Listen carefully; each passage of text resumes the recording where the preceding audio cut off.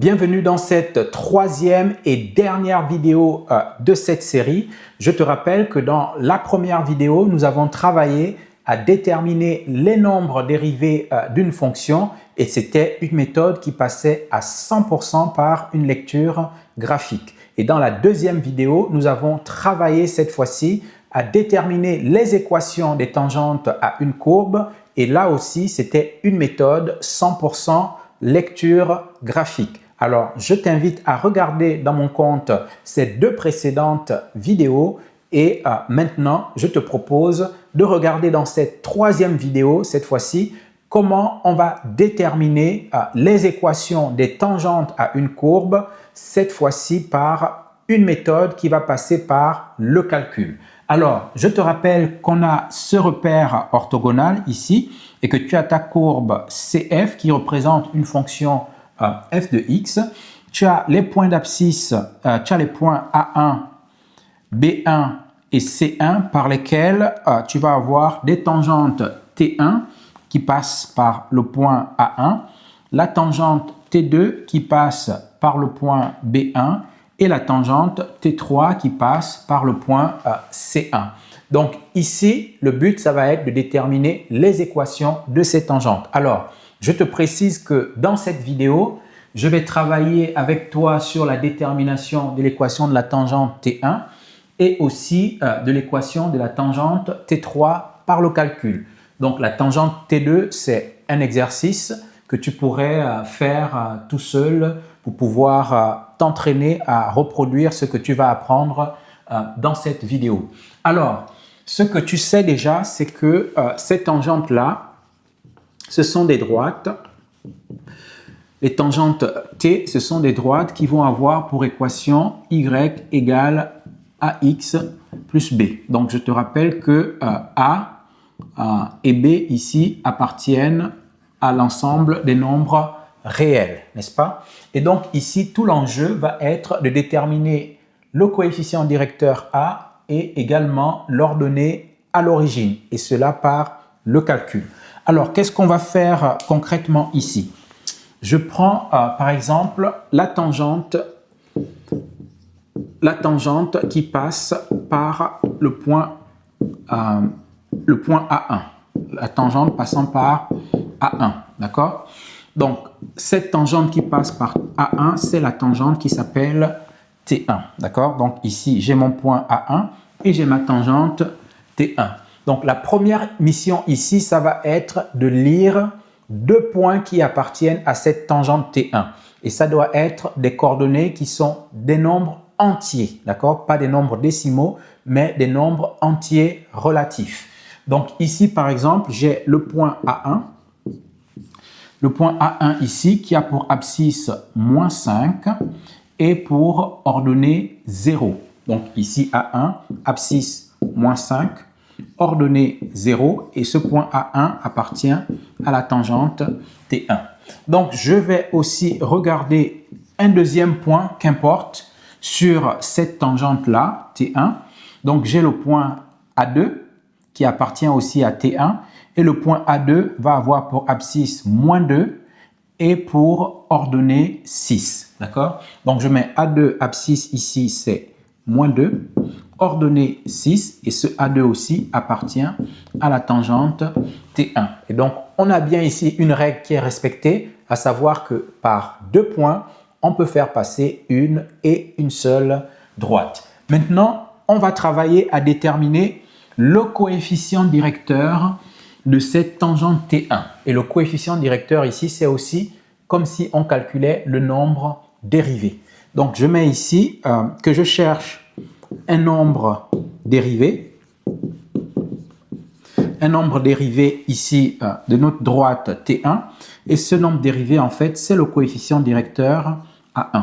Et comment on va calculer ce coefficient directeur? On va tout simplement l'appeler A.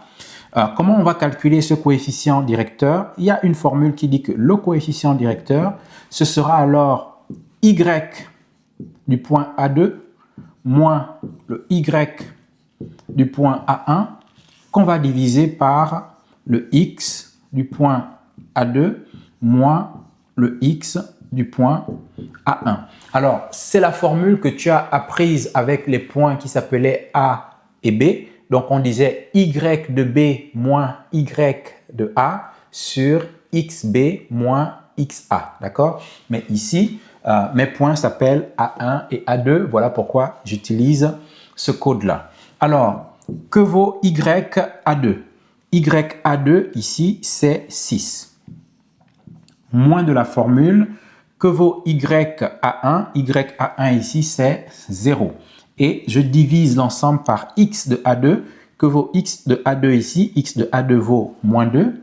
Donc, je mets ici moins 2. Le moins de la formule, que vaut x de A1? X de A1 vaut moins 5. Donc, j'ouvre une parenthèse ici et j'écris moins 5. Donc, qu'est-ce que je vais avoir ici? 6 moins 0, ça me fait 6. Que je vais diviser par moins 2 moins 5. Donc, ici, c'est moins 2 plus 5. Et qu'est-ce que ça va me donner ici? Ça va me donner 6 sur, alors, moins 2 plus 5, c'est l'addition de deux nombres relatifs qui sont de signe contraire. Donc, je vais avoir la réponse qui va porter le signe de la plus grande distance à 0, ici, c'est 5. Et je vais soustraire les distances à 0. Donc, je fais 5 moins 2, ça va me faire ici 3. Et donc, 6 divisé par 3, ça me fait tout simplement 2. Donc, j'ai ici mon coefficient directeur ici qui va s'appeler, qui va être la valeur 2 et c'est aussi mon nombre dérivé que je viens ainsi de déterminer.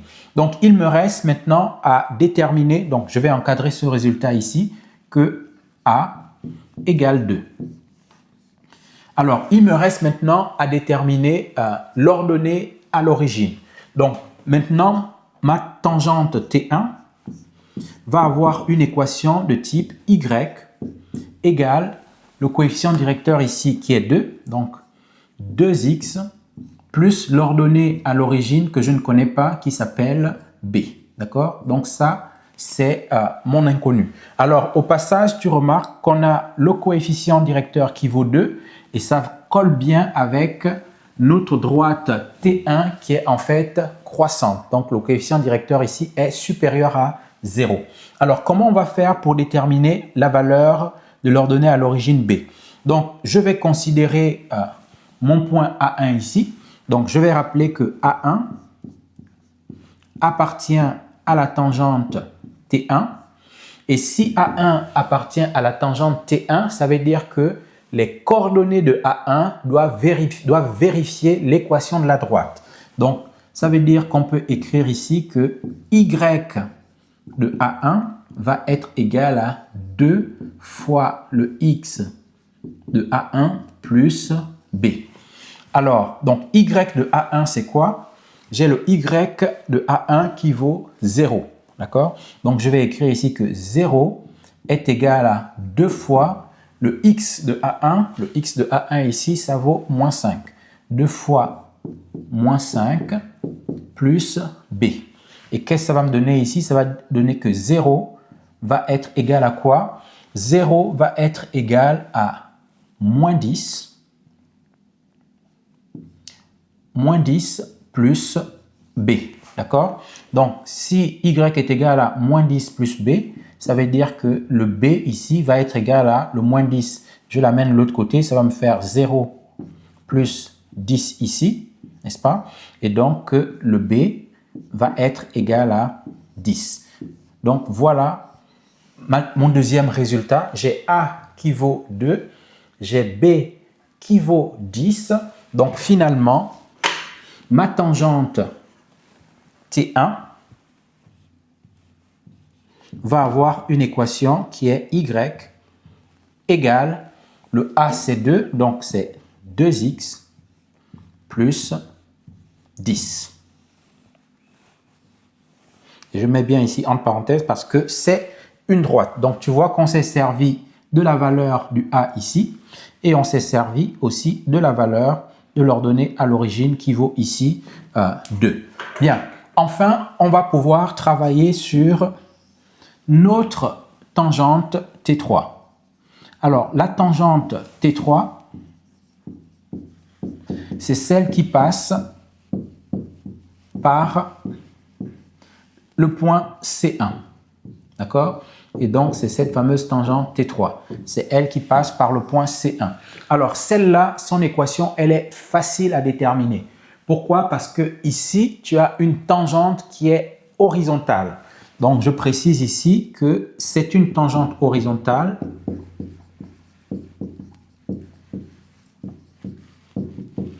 Alors, c'est une tangente horizontale. Et si c'est une tangente horizontale, ça veut dire qu'elle va avoir une équation de type y égale b.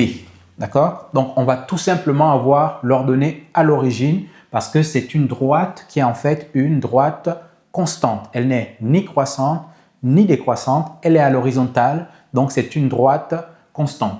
Donc, il nous reste tout simplement à déterminer la valeur de b ici qui est l'ordonnée à l'origine. Alors, que vaut b ici? Donc, je me mets à l'origine de mon repère qui est donc l'abscisse 0. D'accord? Quand x égale 0, je suis à l'origine, l'abscisse 0. Donc, je vais chercher l'endroit où ma tangente T3 va venir couper l'axe des ordonnées. Donc, je suis à l'origine et je vais couper l'axe des ordonnées ici au point d'ordonnée qui s'appelle 2. Donc, B ici est égal à 2. Donc, ma tangente T3 va avoir, je vais l'écrire en rouge, comme j'ai fait pour le précédent. Donc, ma tangente T3 va avoir pour équation y égale 2. Et j'encadre ce résultat. Bien, donc tu as vu que pour la tangente T3 qui est une tangente horizontale, on ne s'est pas embarrassé à faire ce type de calcul comme on l'a fait pour la tangente T1. La tangente T1, c'est une fonction affine, donc ça demande un peu plus de travail et on gagne du temps sur la tangente T3. Bien, j'espère que tu as aimé cette vidéo et tu as compris comment on détermine les nombres dérivés, donc le coefficient directeur par le calcul, et tu as vu comment on pouvait ensuite aller chercher la valeur de l'ordonnée à l'origine également par le calcul. Donc, si tu as aimé cette vidéo, je t'invite à la liker et à la partager à quelqu'un qui serait intéressé par ce type de contenu. Et je te dis à très bientôt dans d'autres vidéos.